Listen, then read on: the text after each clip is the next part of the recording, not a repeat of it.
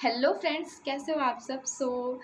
आज आपको थंबनेल देख के पता चल गया होगा कि आज की वीडियो किस टॉपिक पे है। तो ऑब्वियसली एम्स बीएससी नर्सिंग में बहुत सारे कोर्सेज होते हैं, तो आज मैं सारी कोर्सेज के तो नहीं but AIIMS BSc nursing honours जो होता है उसका कंप्लीट डिटेल दूंगी और कुछ कुछ और भी बातें बताऊंगी। कमेंट सेक्शन के जो कुछ कॉमन क्वेश्चन है उसका भी आंसर करूंगी।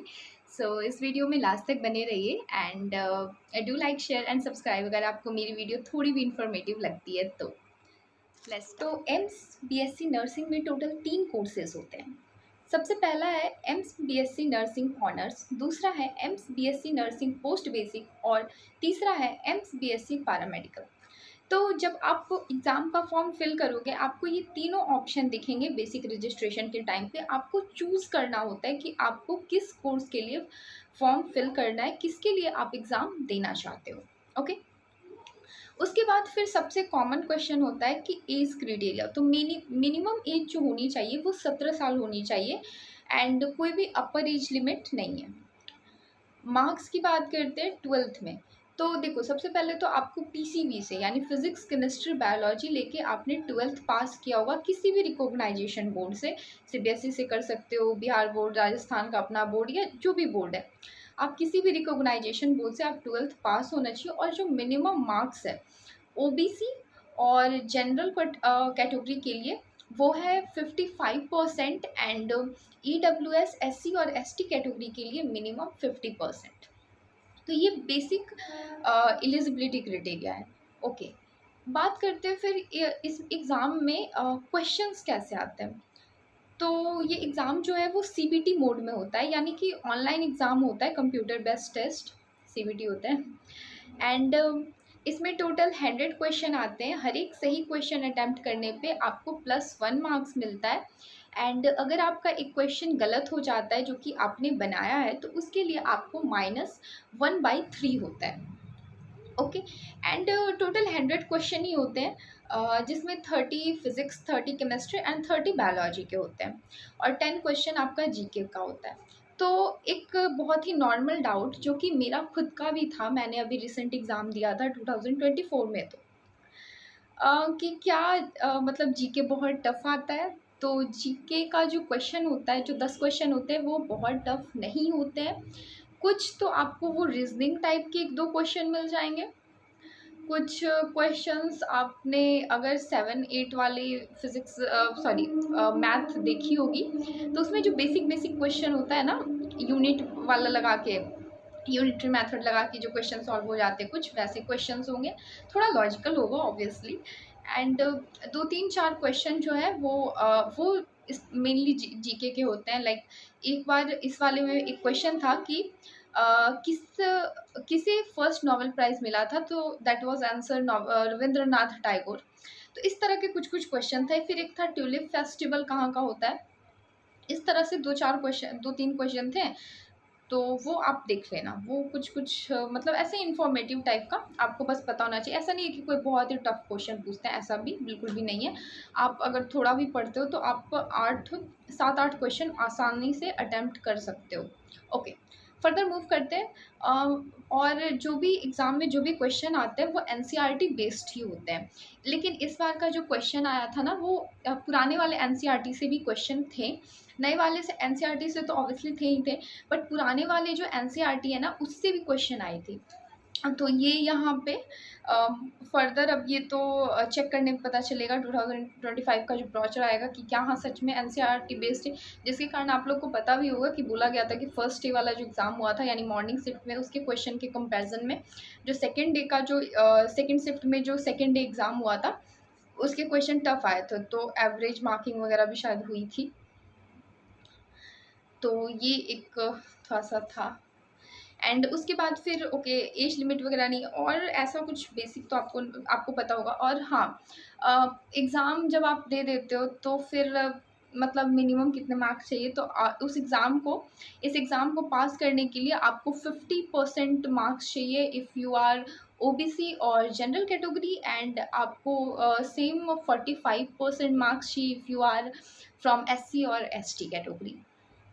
ओके, एंड ये तो बेसिक इन्फॉर्मेशन हो गई। फॉर्म फिल करने की बात, तो इसका जो फॉर्म होता है वो मार्च से अप्रैल के बीच में आता है एंड इसे आपको ऑफिशियल वेबसाइट के थ्रू जाके भरना होता है। और ये फॉर्म जो है वो 2 स्टेप में होता है। एक होता है इसका बेसिक रजिस्ट्रेशन वाला स्टेप एंड फिर एक होता है फाइनल रजिस्ट्रेशन वाला। एक ओवरव्यू दे देती हूँ कि क्या क्या होता है, मतलब आप पहले से तैयार करके रखो आपके डॉक्यूमेंट्स, उस टाइम पे कोई प्रॉब्लम नहीं है। और हाँ, अगर आप ओबीसी और या ईडब्ल्यूएस वगैरह कैटेगरी से बिलोंग करते हो या फिर एससी एसटी से भी करते हो, तो मैं आपसे कहूँगी कि लाइक आप अपना जो कास्ट का जो भी सर्टिफिकेट होता है, जैसे ओबीसी का एनसीएल वगैरह बनता है, तो आप क्या करो ना कि लाइक जुलाई वगैरह का बनवा के रखो, अभी से ही इस साल का आप बनवा लो। ये मेरी तरफ से एक टिप है आप सभी के लिए, क्योंकि इस बार क्या होगा कि बहुत सारे लोग ऐसे होंगे, अभी 22 तारीख तक ओबीसी और ईडब्ल्यूएस का कैटेगरी सर्टिफिकेट अपलोड करना था, तो बहुत लोगों के पास था ही नहीं, तो वो कैसे अपलोड करेंगे उस डेट रेंज का। तो आप उस मतलब वो अगर आपका सिलेक्शन हो जाए तो आप अपने कैटेगरी का जो भी प्रॉफिट है वो ले पाओ। इसके लिए आप क्या करो कि अभी से ही वो कैटेगरी सर्टिफिकेट बनवा लो, और इसी टाइम का यूजुअली मांगते हैं, तो आप अभी जुलाई अगस्त में तक बनवा लो, सही रहेगा, क्योंकि उसी टाइम के बीच का वो लाई करना चाहिए। तो आप देख लेना अपने अकॉर्डिंग। ओके, तो सबसे पहले मैं थोड़ा सा बता देती हूँ कि बेसिक रजिस्ट्रेशन में, तो सबसे पहले तो मैंने आपको बता ही दिया कि आप जब एम्स का वेबसाइट खोलोगे, पार के थ्रू उसका जो होता है वो रजिस्ट्रेशन होता है।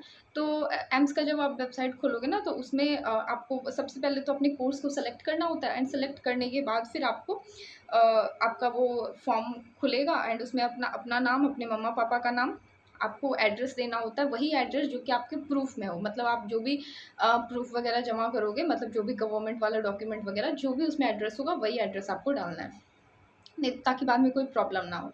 उसके बाद date of birth, caste category वगैरह आपको डालना होता है, नेशनैलिटी।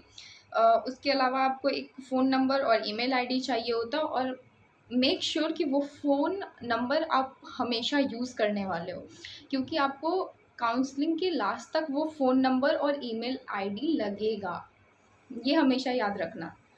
ओके, और देन फिर ये सब फिल करके आप रजिस्टर कर दो। रजिस्टर करने के बाद आपको एक नोटिफिकेशन आता है आपके ईमेल आईडी और आपके फ़ोन नंबर दोनों पे, और उसमें क्या होता है कि आपका रजिस्ट्रेशन आईडी होता है एंड पासवर्ड होता है, जो कि ऑब्वियसली फर्दर आपके यूज़ होगा बहुत। ओके, जो कि अगेन आपको फर्दर काफ़ी यूज़ होने वाला है। उसके बाद फिर आपका कंफर्मेशन वगैरह हो जाने के बाद फिर आपका होता है डॉक्यूमेंट, क्या क्या जमा करना होता है। तो इस टाइम पे ज़्यादा डॉक्यूमेंट्स तो नहीं लगता है, फ़ोटो, साइन और थंब इम्प्रेशन लगेगा। वो अपना एक फॉर्मेट वगैरह देते हैं, या जिस भी फॉर्मेट में बोलेंगे आपको उसी फॉर्मेट में क्या है कि उसको सबमिट करना होता है, और साइज़, रिजोल्यूशन वगैरह जो भी वो देंगे।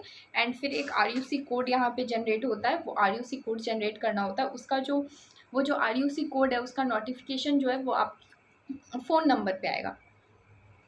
एंड यहाँ से आपकी बेसिक रजिस्ट्रेशन कंप्लीट हो जाती है। फिर आता है आपका फाइनल रजिस्ट्रेशन, जिसमें आपको एजुकेशन डिटेल भरना होता है कि आपने 12th कब पास किया है, आपको आपके उसमें कितने मार्क्स आए हैं, आपका मार्किंग स्कीम क्या था, कि आपको सीजीपी में या परसेंटेज में कैसे मार्क्स मिलते थे, ये सब कुछ बताना होता है।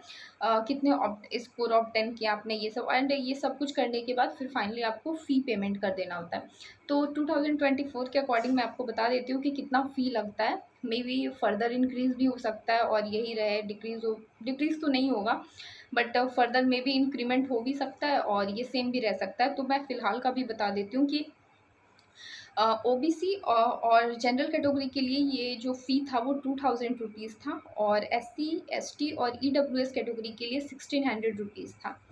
एंड फिर अगर आपसे मान लो थोड़ी बहुत कुछ गड़बड़ वगैरह हो जाती है तो, और हाँ, इसी बीच आपको वो चूज़ भी करना होता है कि आपको कहाँ एग्ज़ाम का लैंग्वेज वगैरह भी चूज़ करने को मिलता है। तो जनरली हिंदी इंग्लिश लैंग्वेज में ये पेपर होता है, तो फिर आपको लैंग्वेज में चूज़ करने का मिलता है, और फिर आपको स्टेट चूज़ करना होता है कि कहाँ पे आप जाके किस जगह पे। इसमें ये अच्छी बात होती है, मतलब आप अपने अकॉर्डिंग चूज़ कर सकते हो कि कहाँ पे मतलब देना। आप बिहार में भी दे सकते हो, इवन बिहार के बाहर भी जाके एग्ज़ाम दे सकते हो।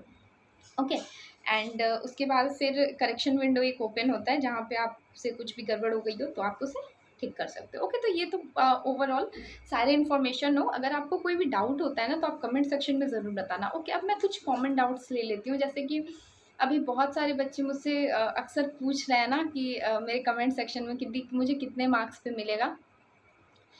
तो कितने मार्क्स में मिलेगा इसका तो एक मुझे सेपरेट वीडियो बनाना पड़ेगा, क्योंकि मतलब इतना जल्दी मैं बता नहीं पाऊँगी। इसके लिए मुझे थोड़ा टाइम भी लगेगा कि सारे मतलब मैं डाटा वगैरह इकट्ठा करूँ। बट या ओवरव्यू मतलब थोड़े बहुत जो कमेंट्स बेसिक होते हैं तो मैं उसका आंसर कमेंट में जितना पॉसिबल हो वो दे देती हूँ, क्योंकि मुझे अभी थोड़ा मतलब बहुत सारे पूरे दिन में बहुत बिजी रहती हूँ, मेरा बहुत सारा काम रहता है तो उसके कारण थोड़ा सा। एंड पर मुझे जब भी टाइम मिलता है मैं आपके कमेंट्स का आंसर करती हूँ। And thank you so much, आप लोग मतलब मुझ पे इतना बिलीव करते हो, आप लोग इतने अच्छी अच्छी कमेंट करते हो। आपके जब क्वेश्चन में देखती हूँ तो मुझे ऐसा लगता है कि हाँ मतलब मैं कुछ तो कर रही हूँ, कुछ अच्छा कर रही हूँ, कि मतलब हाँ मेरी जो वीडियो है वो किसी के लिए तो हेल्पफुल हो रही है।